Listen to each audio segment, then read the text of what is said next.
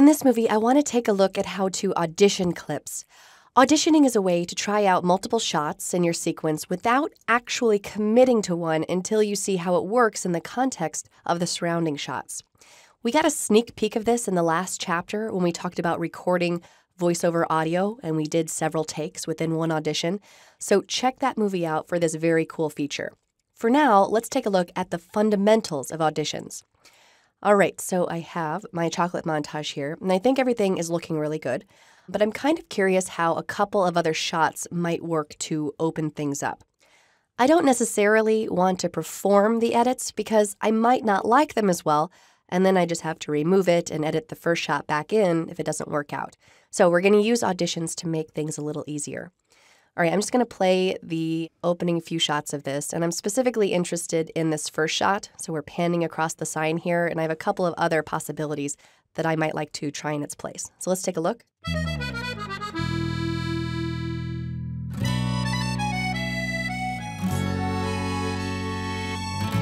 All right, so let's check out the timing of this first shot because timing is important. Everything is cut to the beat, and we don't want to mess anything up. So I'm going to just select it, and we see down here that it is 3 seconds and 12 frames. Now, what I want to do is get this shot here, which is my candidate for replacement, and I'm going to mark an in point.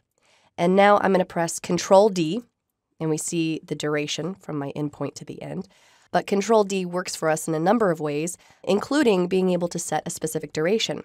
So I'm just going to type in 3:12, enter, and now I have a 3 second and 12 frame shot. So I'm just going to drag and drop this right on top, and you might be saying, this kind of looks like a replace edit, and you would be right. But when I release the mouse, instead of choosing one of the replace edit options, I'm going to come down and choose add to audition. Now, right away, it might not look like anything happened, but if you take a look at this spotlight in the upper left corner, that is the audition spotlight, and if I click on it, this is the audition window. So this is the first option, and then over here is the second option. So you can either click on either one of these thumbnails, or you can use your left and your right arrow keys to switch back and forth. So I'll just say done here, and let's test this out.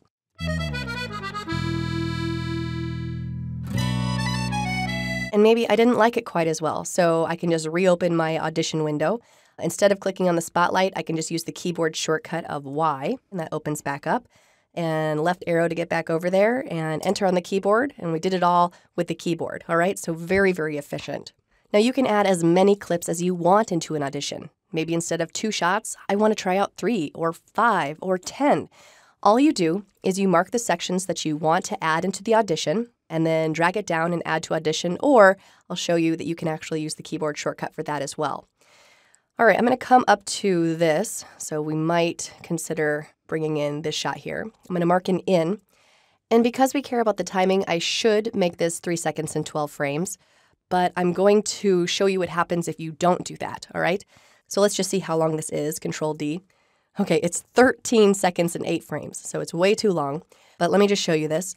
All you need to do now is make sure that this clip is selected in the timeline, that this clip is selected in the browser, and then you use the keyboard shortcut of Control-Shift-Y, and it added it to the audition. You can't tell until you open the audition window. I'll press Y, and right arrow, and you can see how much longer it is. If you have a clip that doesn't match the duration of the previous ones, then it's just going to insert itself into the sequence, and then you have a problem. Of course, I can just extract what I don't need, so I'll put an in point here, and then delete, and I fixed it. And if we play over this, let's see if we like it.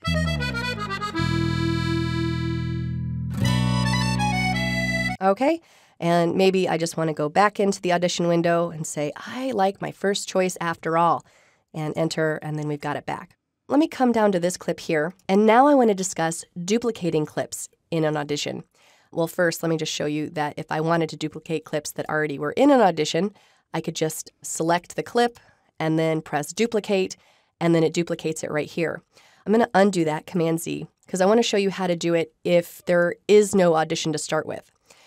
What I do is I come up to Clip, Audition, and I can choose Duplicate as Audition. That's Option Y. And you can see here that I have a spotlight, and now I have 2 identical clips. Now, why would I want 2 identical clips in an audition? Well, this is most often used if you want to try out a clip with a specific video effect or color correction effect applied to it. So maybe you want to try one clip as is and one clip with a filter. So again, we haven't gotten into effects yet, but I'll just do something very simple. Come to my effect browser, and I'm going to apply a vignette to this one right here. So I just drag and drop, and you can see that this clip has a vignette, and this clip does not. So maybe I want to go over to my clip with the effect and enter, okay? And now I can see what it looks like with a little bit of a focused vignette on it. Okay, and I can duplicate as many as I want. I can either duplicate the clip with the effect on it, or I can duplicate the raw clip. So if I wanted to go vignette and then also something like a bleach bypass, and now you can see that we can really start stacking effects. So I think that looks a little ridiculous, so I'm going to undo, Command-Z. All right, so now we're back to these two, and let's say, I don't need it anyway, so I'm just going to go back to the original clip, enter, and I'm done. Now, when you audition clips, you don't have to ever take the other clips out of the audition, but if you're sure that you want to keep one shot and you know that you won't need any others, then you can right-click on your audition clip and come to Audition, and then say Finalize Audition, and that's Option-Shift-Y. And when you do that, the spotlight goes away and you no longer have access to the other clips inside of the audition.